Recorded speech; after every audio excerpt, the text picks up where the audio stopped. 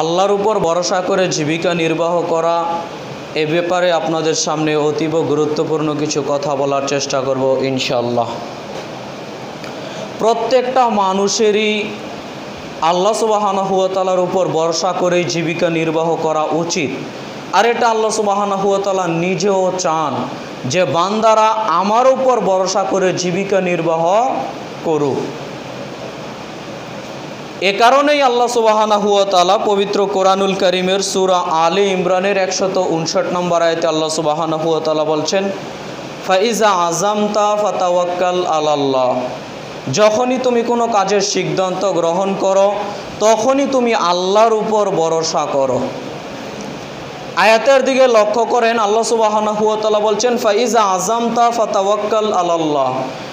পৃথিবীর মানুষ যখনই তুমি কোনো কাজের সিদ্ধান্ত গ্রহণ করো, যেই কোনো কাজটা ছোট হতে পারে, কাজটা বড় হতে পারে, যেই কোনো কাজের যখন সিদ্ধান্ত নিবা যে এই কাজটা আমি করব, তখনই আল্লাহ সুবহানাহু ওয়া তাআলা বলছেন যে আমার উপর ভরসা করে নাও। আল্লাহ সুবহানাহু ওয়া তাআলার উপরেই কাজের শুরুতে ভরসা করতে হয়। যেমন একটা গল্পর মাধ্যমে আপনাদেরকে বক্তব্য শুরু করি, সেটা হচ্ছে, গল্পটা হয়তো বা আপনারা সবাই জানেন, কিন্তু কোরআন হাদিস থেকে বলছি না, জ্ঞান আছে এজন্য বলছি। একজন মুরব্বী চাচা বাজারে যাচ্ছে একটা গরু কেনার জন্য, পকেট ভর্তি টাকা। এটা কিন্তু একটা শিক্ষার জন্য বলছি, এটা কোরআন হাদিসের কথা বলছি না। একজন মুরব্বী চাচা পকেট ভর্তি টাকা নিয়ে বাজারে যাচ্ছে একটা গরু কেনার জন্য, কুরবানির গরু কিনবে। তো চাচা ঠিক রাস্তা দিয়ে চলে যাচ্ছে, তো পথিমধ্যে বাতিজার সাথে দেখা। তো বাতিজা বলছে, চাচা তুমি কোথায় যাও? তো চাচা বলছে, বাতিজা আমি বাজারে যাচ্ছি গরু কেনার জন্য।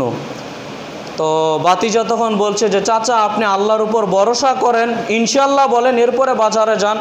তো চাচা বলছে, বাতিজা আমার পকেট ভর্তি টাকা, আমি কেন আল্লাহর উপর ভরসা করব বা কেন ইনশাআল্লাহ বলবো? তো বাতিজা বলছে, আচ্ছা ঠিক আছে, আপনার যাও, আপনি চলে যান। তো বাজারে চলে গেল, গরু দাম দর করা হলো, পকেটে হাত দিয়ে দেখে আর টাকা নাই, হারিয়ে গেছে। তো চাচার তো মাথায় হাত, কি করলাম, টাকাটা হারিয়ে গেল। মনটা খারাপ করে বাড়ির পথে চলে আসছে, বাতিজার সঙ্গে আবার সাক্ষাৎ। বাতিজা বলছে, চাচা আপনার গরু কোথায়? তখন চাচা বলছে, বাতিজা ইনশাআল্লাহ টাকা হারিয়ে গেছে। বাতিজা ইনশাআল্লাহ টাকা হারিয়ে গেছে। তো বাতিজা তখন বলছে, আরে চাচা আপনি কাজের শুরুতে ইনশাআল্লাহ বলেননি, এখন যতই বড় ইনশাআল্লাহ বলেন, কাজ আর হবে না। তো এই বাতিজার কথার সাথে কোরআন মাজিদের আয়াতের কথাটা মিল রয়েছে। আল্লাহ সুবহানাহু ওয়া তাআলা বলছেন, ফাইজা আযামতা ফাতাওয়াক্কাল আলাল্লাহ। যখনই তুমি কাজের সিদ্ধান্ত গ্রহণ করো, কাজটা শুরু করতে যাবে, তখনই তুমি কার উপর ভরসা করো? আল্লাহর উপর ভরসা করো। তো সম্মানিত উপস্থিতি, যেই কোনো কাজ হোক আপনার আমার ব্যাপারে, যেই কোনো কাজকর্ম করেন, কাজের শুরুতে ইনশাআল্লাহ বলতে হবে না পরে? কাজের শুরুতে যদি ইনশাআল্লাহ বলেন, তাহলে আল্লাহ সুবহানাহু ওয়া তাআলা ওই কাজের দায়িত্ব নিয়ে নেন। সুবহানাল্লাহ। ওয়া মান ইয়াতাওয়াক্কাল আলাল্লাহ ফাহুয়া হাসবুহু। সূরা তালাকের 3 নম্বর আয়াতে আল্লাহ সুবহানাহু ওয়া তাআলা বলছেন, যে ব্যক্তি আল্লাহর উপর ভরসা করে, আল্লাহ তার জন্য যথেষ্ট হয়ে যান। সুবহানাল্লাহ। যে ব্যক্তি আল্লাহর উপর ভরসা করবে, আল্লাহ তার জন্য কি হয়ে যান? যথেষ্ট হয়ে যান। এই ব্যক্তি আমার উপর ভরসা করছে, আমি আল্লাহ সুবহানাহু ওয়া তাআলা তার ওই কাজ করার জন্য আমি আল্লাহ নিজেই যথেষ্ট হয়ে গেলাম। কাজেই যেই কোনো কাজ করেন, আপনি বাজার থেকে একটা 3 টাকা দামের কলম নিয়ে আসবেন, 5 টাকা দামের কলম নিয়ে আসবেন। আপনি যখন বাজারে যাচ্ছেন, আপনার মেয়েকে বলে যান যে আম্মু আমি বাজারে যাচ্ছি, ইনশাআল্লাহ 5 টাকা দামের কলম নিয়ে আসবো, ইনশাআল্লাহ বলে যাবেন। আপনি বিরাট ঢাকা চলে যাচ্ছেন, আপনি যান ঢাকা, কিন্তু বাড়ি থেকে কি বলে যেতে হবে? আল্লাহর উপর ভরসা করে যেতে হবে। আর আল্লাহর উপর যখন আপনি ভরসা করবেন, তখন কে সাহায্য করবেন?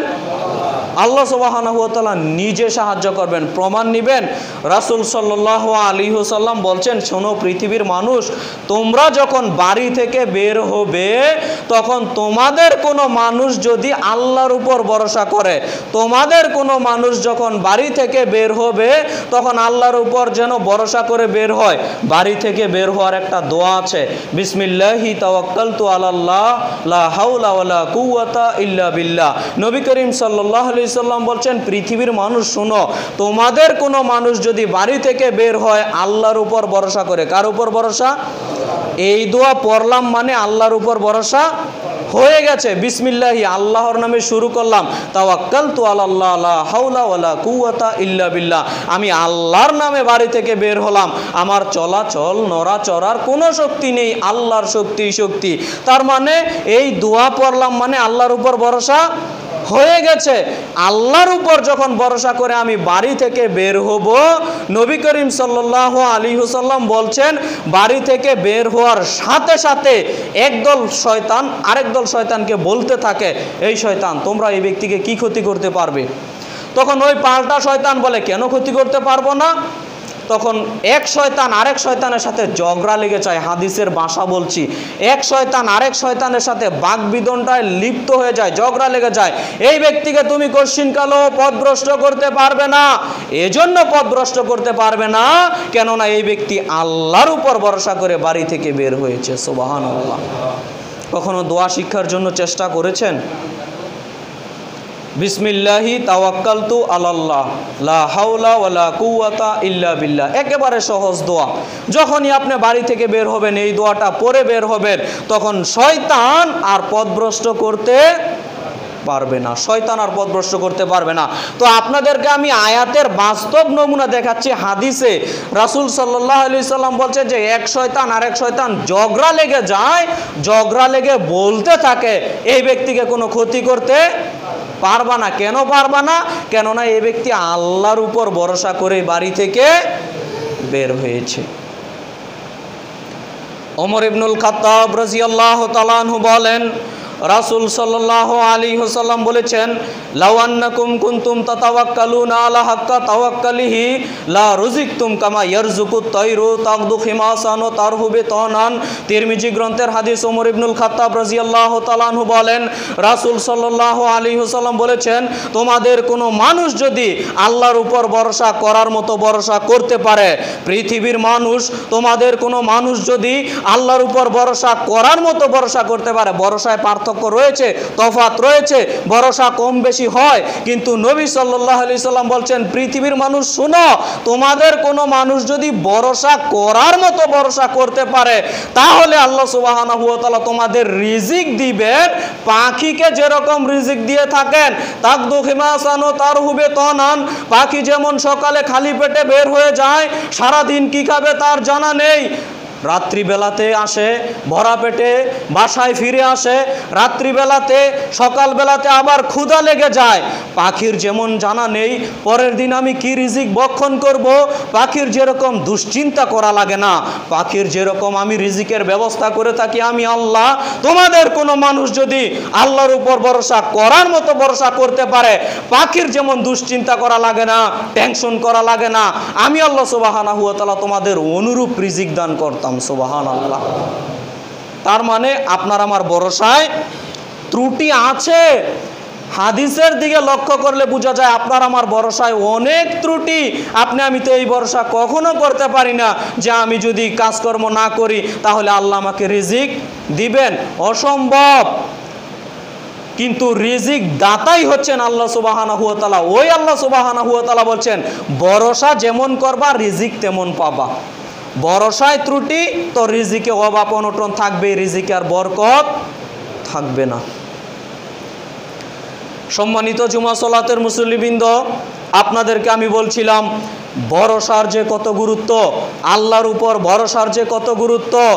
একটা ঘটনা বলবো, আল্লাহর উপর ভরসার যে কত গুরুত্ব, আল্লাহর উপর ভরসার যে কত গুরুত্ব, এই ঘটনা থেকে আপনারা সহজে বিষয়টা আঁচ করতে পারবেন। আপনি যদি ইনশাল্লাহ বলেন, ইনশাল্লাহর যে কত গুরুত্ব। আপনি বাজারে যাচ্ছেন, কোথায় যাচ্ছেন? যাচ্ছি বাজারে, ইনশাল্লাহ বলার প্রয়োজন মনে করি না।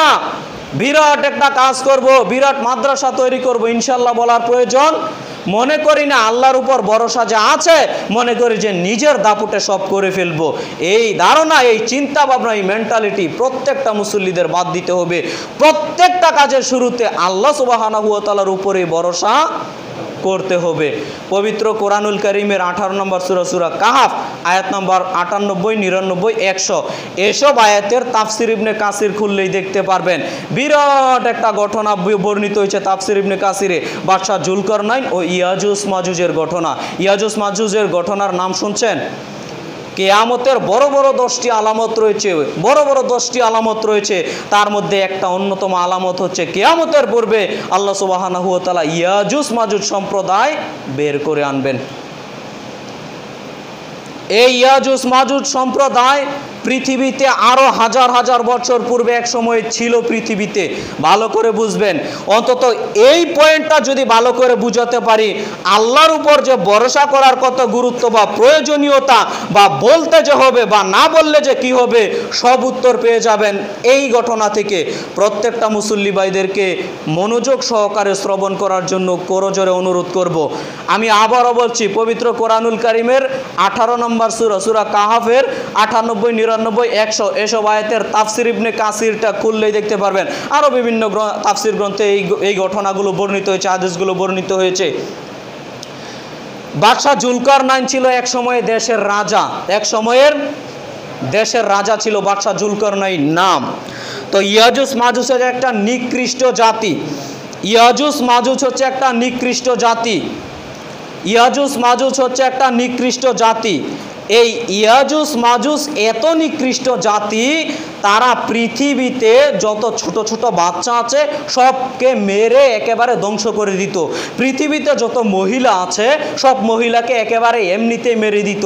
মাত্র ফল ধরেছে, পাকা ধরবে, ফলগুলো এমন পাকা ধরবে মানুষ রিজিক আহরণ করবে, এমন সময় সব ফল গিয়ে ধ্বংস করে দিত। তারা এত খারাপ নিকৃষ্ট জাতি ছিল। তো জনগণ গিয়ে, বাদশাহ জুলকারনাইন তো দেশের রাজা, জনগণ গিয়ে বলছে আপনি তো দেশের রাজা, তো আমরা কিছু টাকা পয়সা দিব, অর্থ সম্পদ দিব, কিন্তু ইয়াজুজ মাজুজ যে একটা নিকৃষ্ট সম্প্রদায়, তাদের বিরুদ্ধে একটা ব্যবস্থা গ্রহণ করেন, তো আপনি তো দেশের রাজা। তো ইয়াজুজ মাজুজ বাদশাহ জুলকারনাইন বলছে আচ্ছা ঠিক আছে, তোমাদের টাকা পয়সা লাগবে না, তোমরা আমাকে সাহায্য করো, আমি তাদের বিরুদ্ধে ব্যবস্থা গ্রহণ করছি। তো ইয়াজুজ মাজুজ তো একটা সম্প্রদায়, সব একসাথে থাকে, যেখান দিয়ে যায় সব ধ্বংস করে ফেলে, যেখান দিয়ে যায় সব ধ্বংস করে ফেলে। তো রাতে একটা গুহার মধ্যে ঘুমাতে গেছে। কিসের মধ্যে? গুহার মধ্যে ঘুমাতে গেছে। তো রাতে যখন গুহার মধ্যে ঘুমাতে গেছে, বাদশাহ জুলকারনাইন দেশের রাজা দেশের যত জনগণ আছে সবাইকে নিয়ে আল্লাহর উপর ভরসা করে ওই গুহার মধ্যে যে মুখটা থাকে না, এই মুখটা বিরাট তামার একেবারে তরল পদার্থ দিয়ে একেবারে রাতে রাতে বিরাট প্রাচীর তৈরি করে দিয়েছে এবং বলে দিয়েছে, শোনো পৃথিবীর মানুষ, আল্লাহ যতদিন না চাইবে এই প্রাচীর কেউ আর ধ্বংস করতে পারবে না। আল্লাহ যেদিন চাইবেন তখন ধ্বংস হয়ে যাবে, আল্লাহ যতদিন না চাইবে ততদিন আর কি হবে না, এই প্রাচীর ধ্বংস হবে না। এখন দেখেন মজার ঘটনা। তো পরের দিন সকালবেলা ইয়াজুজ মাজুজ সম্প্রদায় গুহার ভিতরে আছে, গুহার ভিতর থেকে বেরিয়ে আসেছে। বেরিয়ে আসার পর দেখছে পাচ্ছে বিরাট প্রাচীর। তো কি করবে, বার তো হতেই হবে পৃথিবীতে। তো গর্ত খনন করা শুরু করে দিল। ভালো করে বুঝবেন পয়েন্টগুলো। গর্ত খনন করা শুরু করে দিল। তো গর্ত যখন খনন করা শুরু করে দিল, কিছু বাকি রয়েছে, একটু ছাল চামড়া দেখা যাচ্ছে। বিরাট গর্ত খনন করে ফেলেছে, এই প্রাচীর গর্ত খনন করে ফেলেছে, ছাল চামড়া কিছুটা দেখা যাচ্ছে। তো তাদের যে একটা নেতা আছে, ইয়াজুজ মাজুজ সম্প্রদায়ের একটা নেতা, ওই নেতা বলছে আচ্ছা ইয়াজুজ মাজুজ সম্প্রদায়, চলো আমরা আজকে ঘুমিয়ে যাই, আগামীকাল এসে বাকিটুকু গর্ত খনন করে আমরা আবার কি করব, দুনিয়াতে বেরিয়ে যাব। তো রাত্রিবেলাতে ঘুমাতে গেছে। আল্লাহ সুবহানাহু ওয়া তাআলার দয়া দেখেন কত, আল্লাহর রহমত দেখেন কত। আল্লাহ সুবহানাহু ওয়া তাআলা তারা যখন ঘুমাতে গেছে, আল্লাহ সুবহানাহু ওয়া তাআলা তাদের এই প্রাচীর যতটুকু পূর্ণ ছিল, যতটুকু গর্ত খনন করেছে ততটুকু আল্লাহ আবার পূরণ করে দিলেন। সুবহানাল্লাহ। তো সকালবেলা উঠে দেখছে যে প্রাচীর যতটুকু গর্ত খনন করেছিল ততটুকু আবার পূর্ণ হয়ে আছে। কথা বুঝতে পারছেন? ততটুকু আবার পূর্ণ হয়ে আছে। তো ইয়াজুজ মাজুজ সম্প্রদায়রা কি করবে, আবার গর্ত শুরু করে দিয়েছে। আবার সন্ধ্যা এসে উপনীত হয়েছে। আবার সর্দার বলছে, শোনো ইয়াজুজ মাজুজ, চলো আজকে আমরা ঘুমিয়ে পড়ি, যেহেতু সন্ধ্যা হয়ে গেছে ঘুমিয়ে পড়ি, রাত হয়ে গেছে ঘুমিয়ে পড়ি।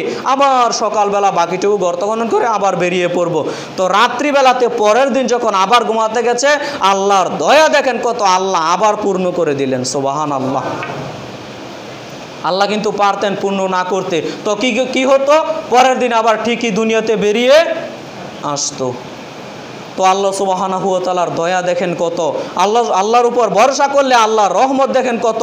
তো এইভাবেই ঘটছে। আজকে জুমার দিন, তো আজকেও তারা গর্ত খনন করছে। হাদিসের ভাষ্য বলছি আপনার সামনে।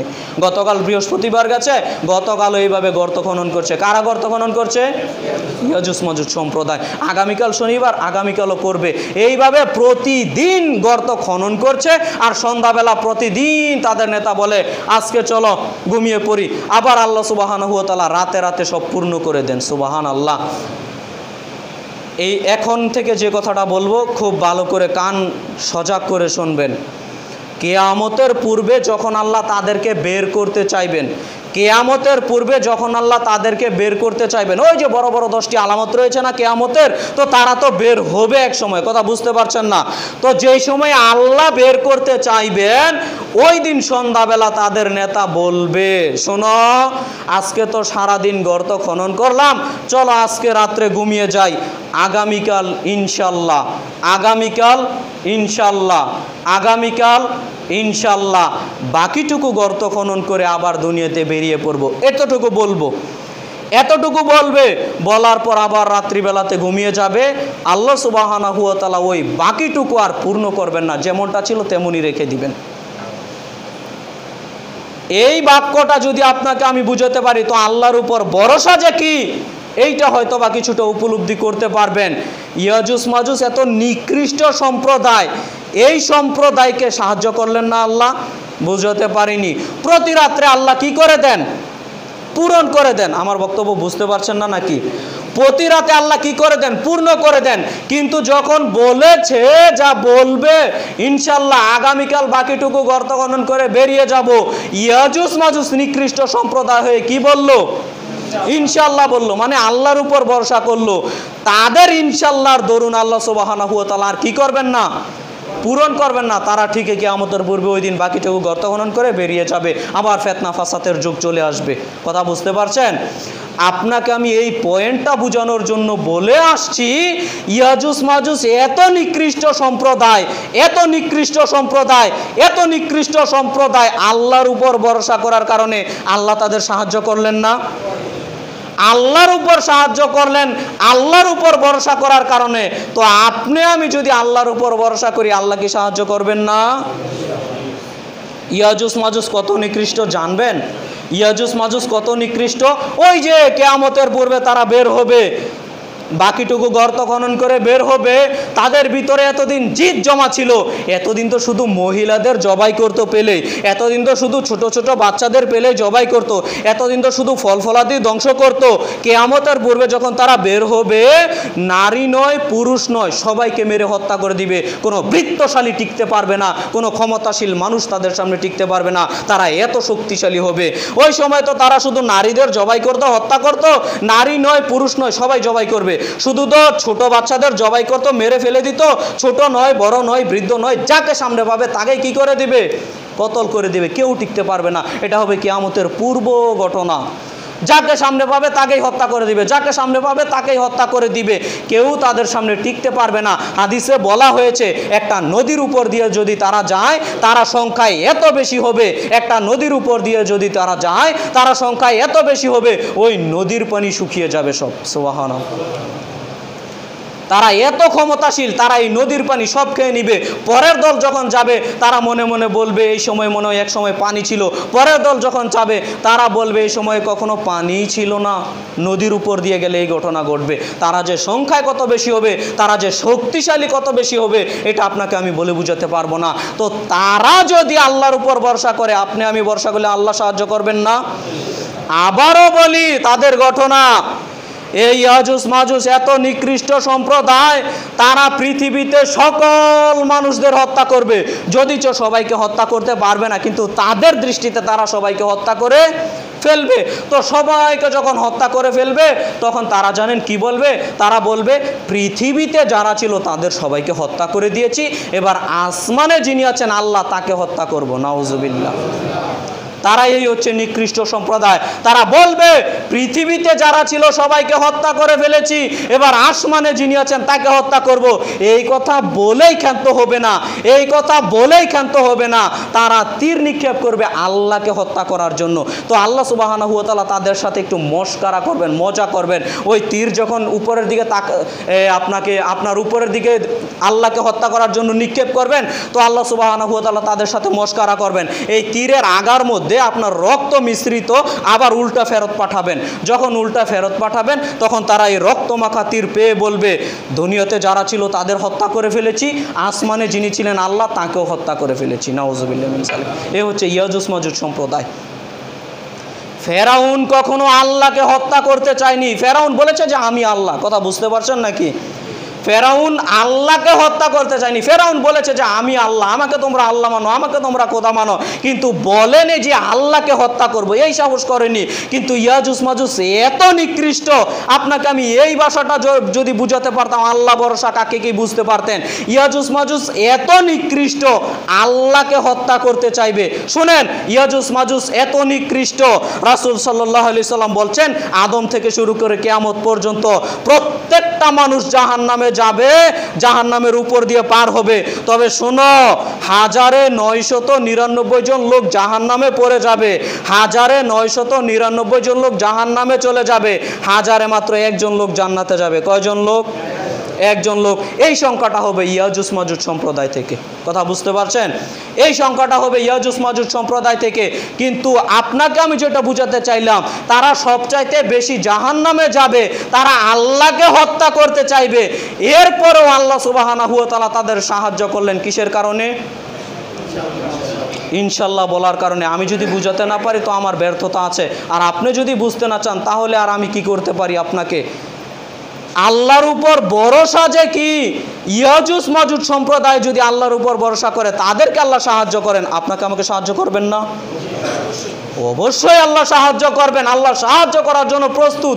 বান্দা শুধু বলুক যে আমি আল্লাহর উপর ভরসা করে এই কাজটা হাতে নিলাম, আল্লাহ সাহায্য করবেন, আল্লাহ সাহায্য করবেন। কাজেই যে কোনো ব্যাপারে, প্রিয় উপস্থিতি, যে কোনো ব্যাপারে আল্লাহর উপর ভরসা করবেন। আপনি ভাবতেছেন এই বৃষ্টির দিন, অনেকে তো এরকম বৃষ্টির দিন আসলে দিনকে গালি দিয়ে বসে, দিনকে গালি দিয়ে বসে। দিনকে গালি দেওয়া হারাম, আল্লাহকে গালি দেওয়ার সমপর্যায়ে, যেটা পূর্ব একবার বলেছি, বুঝতে পারেননি। আপনি যদি বলেন যে কিসের মরার দিন, শুধু বৃষ্টি নামে বৃষ্টি নামে, এরকম মন্তব্য করে বসবেন, আপনি আল্লাহকে যেন গালি দিয়ে বসেন। কথা বুঝতে পারছেন? কেন আল্লাহকে গালি দিয়ে দিচ্ছেন? কেননা দিন কে সৃষ্টি করেছে, কে তৈরি করেছে? আল্লাহ যেহেতু দিয়েছে, এজন্য আপনি দিনকে গালি দেওয়া মানে আল্লাহকে গালি দেওয়ার সমান অপরাধ করে ফেললেন। কাজে এই সমস্ত বাজে মন্তব্য কখনো চিন্তার মধ্যে আনবেন না। যে কথা বলছিলাম, সার্বিক জীবনে বৃষ্টির দিন তাতে কি হচ্ছে, আল্লাহ কিন্তু রিজিকের ব্যবস্থা করবেন। একজন ব্যবসায়ী মনে করতে পারে আমি যদি হারাম ব্যবসা না ইনকাম করি তাহলে আমার রুজিতে ঘাটতি আসতে পারে। এই নীতি বাদ দিতে হবে। আল্লাহর উপর ভরসা করে জীবিকা নির্বাহ করেন, আল্লাহ সুবহানাহু ওয়া তাআলা সাহায্য করবেন। আল্লাহর ওয়াদা, আল্লাহর ওয়াদা, আল্লাহ সাহায্য করবেন। কিন্তু আপনারা আমার ঈমান ওই পর্যন্ত নিয়ে যেতে পারি না যে আল্লাহ আমাকে সাহায্য করবেন। ঈমান বলে উঠতে পারি না যে আল্লাহ আমাকে সাহায্য করবেন। সম্মানিত উপস্থিতি, আজকের খুতবার মূল বিষয়টাই এটা, আপনাকে আমি মেসেজ দিয়ে যাচ্ছি। সেটা হচ্ছে যেই কোনো কাজ, কাজটা ছোট হোক কাজটা বড় হোক, কাজটা ছোট হোক কাজটা বড় হোক, কার উপর ভরসা করবেন? আল্লাহর উপর ভরসা করবেন। আল্লাহ সুবহানাহু ওয়া তাআলা আমাদের প্রত্যেককে কবুল করুক, আল্লাহুম্মা আমিন। আমরা যেন সার্বিক জীবনে আল্লাহ সুবহানাহু ওয়া তাআলার উপর ভরসা করে জীবিকা নির্বাহ করতে পারি। আল্লাহ তুমি তৌফিক দান করো, আল্লাহুম্মা আমিন। ভরসার যে কত নমুনা, এই নমুনা বলতে গেলে আরও খুতবার প্রয়োজন আছে। ভরসার যে কত নমুনা। মুসা আলাইহিস সালামের ভরসার ঘটনা তো আপনারা জানেন। মুসা আলাইহিস সালাম বিপদে, ভরসার মূল থিমটাই হলো যখন আপনি বিপদে পড়বেন তখন আপনি কি করছেন। কথা বুঝতে পারছেন না? ভরসার মূল কথাই হলো যখন আপনি বিপদে পড়ছেন তখন আপনি আল্লাহর উপর ভরসা করছেন কিনা। বুঝাতে পারিনি। আপনার ছোট বাচ্চা কান্না করছে, ছোট বাচ্চা কান্না করে না? বিপদ অনেক, কি করবেন? ডাক্তার কিছু পারছেন না, তো কবিরাজ এসে বললো এই তাবিজটা যদি দাও রোগটা সেরে যেতে পারে। আপনার পরীক্ষা শুরু। কথা বুঝতে পারছেন? এখন যদি মনে করেন যে তাবিজটা আমাকে দিতেই হবে আমার ছেলে বাঁচানোর জন্য, আপনি ভরসায় আটকে গেলেন। বুঝতে পারেননি? ভরসা তখনই আপনার পরীক্ষা আসে যখন আপনার বিপদ যত কঠিন, বিপদ যত কঠিন ভরসার পরীক্ষা তার তত বেশি। বিপদ যত কঠিন ভরসার পরীক্ষা তার তত বেশি। মুসা আলাইহিস সালামের বিপদ দেখবেন, ফেরাউন পিছন দিকে দাওয়া করেছে। সূরা আশুরার 11 নম্বর আয়াতে আল্লাহ সুবহানাহু ওয়া তাআলা এই বিবরণগুলো দিয়েছেন। সূরা আশুরায় আল্লাহ সুবহানাহু ওয়া তাআলা বলেন, ক্বালা আসহাবু মুসা, মুসা আলাইহিস সালামের সঙ্গী সাথীরা, সাহাবা অনেক সঙ্গী সাথী ছিল, তো মুসা আলাইহিস সালাম দাওয়া করেছেন, চলে যাচ্ছেন এক দেশ থেকে আরেক দেশে, পিছনে ফেরাউন দাওয়া করছে, বিরাট অস্ত্রধারী দেশের রাজা ফেরাউন, সাথে রয়েছে সৈন্য সামন্ত দল, বিরাট সৈন্য সামন্ত দল, বিরাট বড় বড় তলোয়ার রয়েছে। ফেরাউন মুসা আলাইহিস সালামকে পেলেই হত্যা করবে, সঙ্গী সাথী যারা আছে তাদেরকে পেলেই হত্যা করবে। দাওয়া করেছে, সামনে সমুদ্র, চতুর্দিকে ফেরাউনের দল। কথা বুঝতে পারছেন বিপদ কাকে বলে? বিপদ কাকে বলে? চতুর্দিকে ফেরাউনের দল, সামনে কি? বিরাট সাগর। বিপদ কাকে বলে? ওই সময় মুসা আলাইহিস সালামের যারা সঙ্গী সাথী ছিল তারা বলে বসলো, ক্বালা আসহাবু মুসা, মুসা আজকে তো আমরা বিপদে পড়ে গেলাম, আজকে তো আমরা বিপদে পড়ে গেলাম। পিছন দিকে ফেরাউন আসছে, চতুর্দিকে ফেরাউন চলে আসছে, সামনেতে বিরাট সাগর, মাটির নিচেও যাওয়া যাবে না, উপরে উঠা যাবে না, আজকে বাঁচার কোনো পথ থাকতে পারে না। সঙ্গী সাথীরা বলা শুরু করে দিল, তাদের ভিতরে ভয় কাজ করা শুরু করে দিল। মুসা আলাইহিস সালাম তো হলেন আল্লাহর পক্ষ থেকে নবী। মুসা আলাইহিস সালাম বলেন, কলা কাল্লা, কখনো নহে, অসম্ভব, ইন্না লা ইয়ামুদ্রাকুন, শোনো আল্লাহ সুবহানাহু ওয়া তাআলা আমাকে ধ্বংস করবেন না, তোমাদের ধ্বংস করবেন না, নিশ্চয়ই সাইয়াহদিনী, তিনি আমাকে পথ বের করে দিবেন। সুবহানাল্লাহ, তিনি আমাকে পথ বের করে দিবেন। ওই দিক দিয়ে ফেরাউন আসছে, চতুর্দিকের মুখ বন্ধ, সামনে বিরাট সাগর, উপরে যাওয়ার পথ নেই, নিচে যাওয়ার পথ নেই, পথ তোমরা দেখতে পাচ্ছ না। সাইয়াহদিনী, তিনি আমাকে পথ বের করে দিবেন, এই ভরসা আমার আছে। আল্লাহ কি পথ বের করে দেয়নি? আল্লাহ বললেন, মুসা তুমি সমুদ্রের মাঝে আঘাত করো। আরে সমুদ্র ফেটে স্বাভাবিকভাবে একটা পুকুর যখন সিঁচা হয়, আপনার পুকুরের পানি যখন আরেক জায়গায় নিয়ে ফেলানো হয়, কাদামাটি থাকে না, কাদামাটি, তো বিরাট নদী একেবারে সাথে সাথে দুই ভাগ হয়ে যাচ্ছে, একটুকু কাদামাটি নেই। আল্লাহ সাহায্য করলেন না? তো আল্লাহর উপর ভরসা করেছেন, ওই সময় আল্লাহ সুবহানাহু ওয়া তাআলা কি করে দিলেন? পথ বের করে দিলেন। তো বিপদে যখন পড়বেন আল্লাহ কিন্তু ঠিকই পথ বের করে দিবেন, যদি আপনি কার উপর ভরসা করেন? আল্লাহর উপর ভরসা করেন। ইব্রাহিম আলাইহিস সালামের ঘটনা, কত বিপদ! আরে বাপ যায় ছেলেকে মারার জন্য, বুঝতে পারছেন না, বিরাট আগুনের কুণ্ডলী তৈরি করা হয়েছে, চরক গাছ তৈরি করা হয়েছে, বিরাট আগুনের খাম্বা তৈরি করা হয়েছে। এই বিরাট আগুনের গোলার মধ্যে পুত্রকে উপর থেকে নিচে নিক্ষেপ করা হবে, বাপ যাচ্ছে সহযোগিতা করার জন্য, ও যেন ধ্বংস হয়, ও যেন আগুনে পড়ে। কথা বুঝতে পারছেন বিপদ কাকে বলে? অন্তত আপনি যদি বিপদে পড়েন, গ্রামের সবাই আপনার বিরুদ্ধে হলো, পরিবার তো কাছে থাকবে, ওই সময় পরিবারও কাছে নেই। বিপদ কাকে বলে? ওই সময়ে ফেরেশতা জিবরাইল আলাইহিস সালাম এসে জানেন কি বলছেন? ও নবী ইব্রাহিম, আপনি যদি আদেশ করেন, অনুমতি দেন, তাহলে আমি জিবরাইল আলাইহিস সালাম আপনাকে সাহায্য করতে পারি। তখন ইব্রাহিম আলাইহিস সালাম জানেন কি বলছেন? হাসবুনাল্লাহ ওয়া নি'মাল ওয়াকিল ওয়া নি'মাল মাওলা ওয়া নি'মান নাসির, আল্লাহই আমার জন্য যথেষ্ট, আমার অন্য কারো সাহায্যের প্রয়োজন নেই। সুবহানাল্লাহ, আল্লাহর উপর ভরসা যে কি, আপনাকে আমি কি দিয়ে বুঝাতে পারি? ওই সময়ে চোখের সামনে দেখতে পাচ্ছে আগুন ধাঁধা ধাঁধা করে জ্বলছে, ওই সময় উপরে উঠানো হয়েছে, আগুনের নিক্ষেপ করা হবে। ওই সময় ফেরেশতা জিবরাইল আলাইহিস সালাম বলছেন, আপনি সাহায্য চাইলেই সাহায্য করতে পারি, নিচে যারা আছে একেবারে তুলা করে দিবে, সব ধ্বংস করে দিব, আপনি শুধু সাহায্য চান।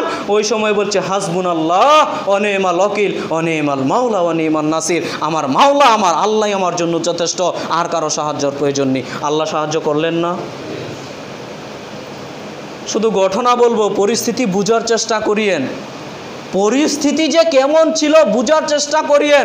ওই সময় ইব্রাহিম আলাইহিস সালাম আল্লাহর উপর ভরসা করলেন, অন্য কারো উপর ভরসা করলেন না, অন্য কারো উপর ভরসা করলেন না। আল্লাহ রক্ষা করেনি। আল্লাহ বলেন, আগুন তুমি ঠান্ডা শীতল হয়ে যাও, ইব্রাহিমের জন্য আরামদায়ক হয়ে যাও, ইব্রাহিমকে কোনো কষ্ট দিও না। একেবারে আল্লাহর কথা শুনতে মানতে বাধ্য আগুন। ইব্রাহিমের সামান্য পরিমাণে একটা পশমও পুড়ে যায়, তো আল্লাহর উপর ভরসা করলে এই নমুনা যদি দেখা যায়, কত দেখাতে পারবো বেহিসাব। আমাদের নবী মুহাম্মদ সাল্লাল্লাহু আলাইহি সাল্লামের আল্লাহ ভরসা দেখি আলোচনা শেষ করে দিব। আমাদের নবী মুহাম্মদ সাল্লাল্লাহু আলাইহি সাল্লামের আল্লাহ ভরসা দেখেন, আল্লাহর উপর ভরসা কাকে বলে। প্রত্যেকটা নবী রাসূলগণ এরকম বিপদের সম্মুখীন হয়েছে, তো সব তো আর বলার সময় নেই। আমাদের নবী মুহাম্মদ সাল্লাল্লাহু আলাইহি সাল্লামের বিপদের কথাটা বলি। আবু বকর সিদ্দিক রাদিয়াল্লাহু তাআলা আনহু বলেন, বুখারী মুসলিম গ্রন্থের হাদিস, রাসূল সাল্লাল্লাহু আলাইহি সাল্লাম এবং আমি আবু বকর সিদ্দিক চলে যাচ্ছি দেশ ত্যাগ করে, একটা গুহার মধ্যে লুকিয়েছি, শত্রুরা আমাদেরকে খুঁজছে, পেলে আমাদের হত্যা করবে। আমি আবু বকর সিদ্দিক এবং নবী করিম সাল্লাল্লাহু আলাইহি সাল্লাম নিচে গুহার মধ্যে তাকিয়ে রয়েছি। আমি আবু বকর সিদ্দিক এবং নবী মুহাম্মদ সাল্লাল্লাহু আলাইহি সাল্লাম গুহার মধ্যে বসে আছি, আর উপর দিয়ে কাফের সৈন্য বেঈমান মুশরিকরা আমাদেরকে খুঁজছে, তারা করছে কোথায় নবী সাল্লাল্লাহু আলাইহি সাল্লাম, কোথায় আবু বকর সিদ্দিক, পেলে তাদের কি করবে, হত্যা করবে। ওই হিজরতের সময়, কথা বুঝতে পারছেন, হিজরত করছে, মক্কা থেকে মদিনায় চলে যাচ্ছে, তো কাফেররা তো খুঁজছে কোথায় নবী সাল্লাল্লাহু আলাইহি সাল্লাম পালিয়ে গেল। তো ওই সময় আবু বকর সিদ্দিক বলছেন, আল্লাহর নবী, এখন যদি কাফেররা তাদের পায়ের দিকে লক্ষ্য করে না, তাহলেই তো আমাদের দেখে নিবে। ওই গুহার উপরের মুখটা খোলা, কিন্তু কাফেরেরা উপর দিয়ে চলছে, আমরা তো গুহার মধ্যে আছি। তো আবু বকর সিদ্দিক বলছেন, ইয়া রাসূলুল্লাহ, এখন যদি কাফেরেরা তাদের পায়ের দিকে লক্ষ্য করে, বুঝতে পারছে না, চতুর্দিকে খুঁজছে কোথায় আল্লাহ রাসূল, কোথায় আবু বকর, তো তারা যদি পায়ের দিকে লক্ষ্য করে তাহলেই তো আমাদের দেখে নিবে, আর দেখে নিলে কি হবে, একেবারে হত্যা করে দিবে, রেহাই আর নেই, রেহাই, হত্যা করে দিবে। আবু বকর সিদ্দিক রাদিয়াল্লাহু তাআলা আনহু একটু ভীত সন্ত্রস্ত হয়ে গেলেন। তো আবু বকর সিদ্দিক বলছেন, আল্লাহর নবী, এখন তো দেখতে পেলেই আপনাকে আমাকে মেরে নিবে। তো রাসূল সাল্লাল্লাহু আলাইহি সাল্লাম বলছেন, ইয়া আবু বকর বিসনাইন, শোনো আবু বকর, তুমি কি মনে করছো আমরা এখানে দুইজন? শোনো আবু বকর, আল্লাহ সালেসুহুমা, আল্লাহ হচ্ছে এখানে তৃতীয় জন। সুবহানাল্লাহ, আল্লাহর উপর ভরসা কাকে বলে। তুমি কি মনে করছো আমরা গুহার মধ্যে দুইজন? আল্লাহ সালেসুহুমা, আল্লাহ হচ্ছে তৃতীয় জন। তবে আল্লাহ তাদের সাথে রয়েছেন এই কথা নয়, আল্লাহর দয়া মায়া, আল্লাহর রহমত তাদের সাথে রয়েছে। তুমি আবু বকর মনে করছো তারা দেখে নিবে, তারা দেখবে না। কেন? আল্লাহ আমাদের সাথে আছেন, আল্লাহর দয়া আমাদের সাথে রয়েছে। তাদের ভরসা দেখেন কেমন ছিল, ভরসা দেখেন কেমন ছিল। আর আপনার আমার সামান্য বিপদ, কিন্তু ধৈর্য হারিয়ে ফেলি, ধৈর্য নিয়ে টিকতে পারি না। অসুস্থ হয়েছেন, তাবিজ গলায় দিতেই হবে, ছোট বাচ্চাদের তাবিজ দিতেই হবে, না হলে যেন বাচ্চা মারা যাবে। আরে বাচ্চা মারা যাক, আমার সাথে একজন শাইখের পরিচিত আছে, তার বাচ্চা অনেক অসুস্থ রয়েছে, তো বলছে যে তাবিজটা দেন। ও বলছে আমার বাচ্চা যদি আমার চোখের সামনে গড়াগড়ি করে মরে যায়, এরপরও আমি তাবিজ দেব না। আপনি কি মনে করছেন তার মায়া নেই? মনে করছেন নাকি মায়া নেই? মায়া আছে, কিন্তু হারাম দিয়ে চিকিৎসা করাতে হবে, এই চিন্তা ভাবনা আমার মধ্যে নেই। আর এখন তো আরেক সিচুয়েশন হয়ে রয়েছে, তাবিজকে হালাল করার জন্য এক শ্রেণীর হুজুরও কাজ করছে বর্তমান দেশে। তাবিজকে হালাল করার জন্য এক শ্রেণীর হুজুরও কাজ করে চলছে। কেন কাজ করে যাচ্ছে? ওই হুজুর যখন তাবিজটা দিবে, 500 টাকা, 1000 টাকা, 2000 টাকা হাদিয়া পাবে, হাদিয়াটা বন্ধ হয়ে যাবে। তো ওই কথা আর বলতে যাচ্ছি না, আপনাকে আমি বলতে যাচ্ছি, আপনি যদি তাবিজ দেন, তাবিজ দেওয়ার মাধ্যমে আপনি মুশরিক হয়ে যেতে পারেন। বুঝতে পারছেন? আপনি যদি তাবিজ দিলেন আর মনে করেন এই তাবিজই আমার রোগ সারাবে, এই তাবিজই আমার রোগ রক্ষা করবে, রোগ সারিয়ে তুলবে, তো আপনি সাথে সাথে মুশরিক হয়ে যাবেন। কথা বুঝতে পারছেন? আর যদি মনে করেন যে তাবিজ দিলাম কিন্তু রোগ সারানোর মালিক হচ্ছে আল্লাহ, তাবিজ দিলাম কিন্তু রোগ সারানোর মালিক হচ্ছে আল্লাহ, তাহলে আপনি শিরিক করলেন, শিরিকে আসগার করলেন, ছোট শিরিক করলেন। এখন আপনার যত আমল রয়েছে সব আমল ধ্বংস হয়ে যাবে, কিন্তু আপনার ঈমানটা থাকবে। কথা বুঝতে পারছেন? শিরিক 2 ধরনের, শিরিক 3 ধরনের রয়েছে, ওই গুপ্ত শিরিক বাদ, ছোট শিরিক, বড় শিরিক। বড় শিরিকের কারণে মানুষের ঈমান হারিয়ে যায়। কি হারিয়ে যায়? ঈমান হারিয়ে যায়। তাবিজ দিলেন, এখন যদি মনে করেন তাবিজই রোগ সারাইয়ে দিবে, তো আপনি কি করলেন? মুশরিক হয়ে যাবেন, বড় শিরিকের সাথে জড়িত হয়ে গেলেন। আর যদি মনে করেন তাবিজ দিলাম কিন্তু রোগ সারানোর মালিক আল্লাহ, এই তাবিজ দেওয়ার কারণে আপনি শিরিক করলেন। কেন? রাসূল সাল্লাল্লাহু আলাইহি সাল্লামের অসংখ্য হাদিস রয়েছে, মান তাআল্লাকা তামিমা ফাকাদ আশরাকা, যে ব্যক্তি তাবিজ ব্যবহার করলো ওই ব্যক্তি শিরক করলো। সম্মানিত উপস্থিতি, যে কথা বলতে চাচ্ছিলাম, আল্লাহর উপর ভরসা করবেন, কিন্তু ছোট বাচ্চাদের তাবিজ দিয়ে দিচ্ছেন, আল্লাহর উপর ভরসা আছে না নাই? দূরে চলে যাবে আল্লাহ ভরসা। সার্বিক জীবনে আল্লাহর উপর ভরসা করার চেষ্টা করবেন। আল্লাহ সুবহানাহু ওয়া তাআলা আমাদের তৌফিক দান করুক। আল্লাহুম্মা আমিন। আল্লাহ, তুমি বড় দয়াবান, তুমি বড় রহমান। আমরা যেন সার্বিক জীবনে তোমার উপর ভরসা করে জীবিকা নির্বাহ করতে পারি। আল্লাহ, তুমি আমাদের সেই তৌফিক দান করো। আল্লাহুম্মা আমিন।